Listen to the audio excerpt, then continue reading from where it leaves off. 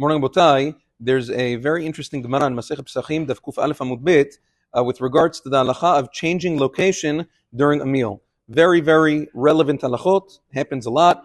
What happens if a person transfers from one place to another during a meal? Does he need to make a new bracha as a result? So the Gemara says yes. Shinui makom, changing the location during a meal, does cause a person to have to make a new bracha. But the Gemara says this only applies mibayit lebayit velo mimakom lemakom. The Gemara says only when a person transfers from one house to another, but not from place to place. Now, obviously, it's very vague, and Rishonim disagree what exactly the parameters of this Gemara are. So as follows.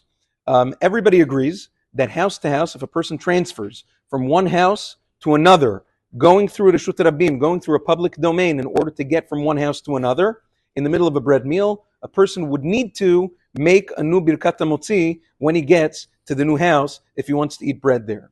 The question becomes, when the Gemara says house to house, what does that mean?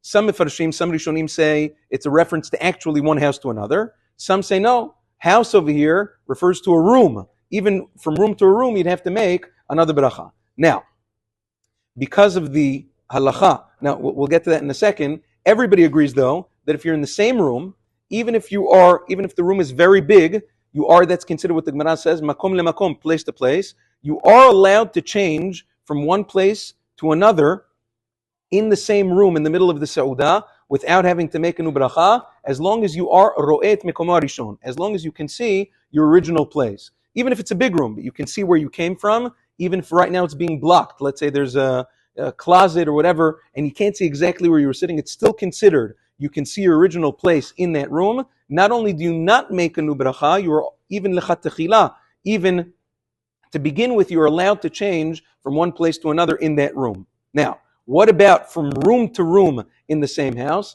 That is subject to a machloket rishonim. If a person did it, the halacha is, let's say one room to another in the same house, or an apartment to another in the same apartment building. If a person did that in the middle of a bread meal, b'di'avad, because of the rule of safek brachot le'akel and this machloket, a person would not make a new bracha on his food. There is nevertheless a difference between room to room in the same house and apartment to apartment in the same building. What's the difference? In the same house, if a person has kavanah at the beginning of the meal, that I will start in one room in my house and transfer to another room in my house, it is mutar to do so.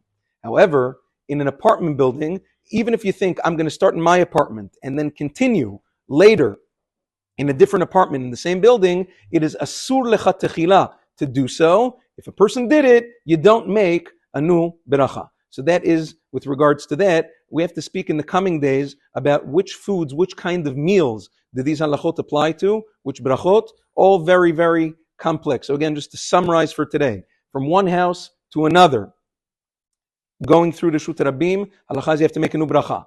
From one room to another in the same house, if you have kavanah, mutar.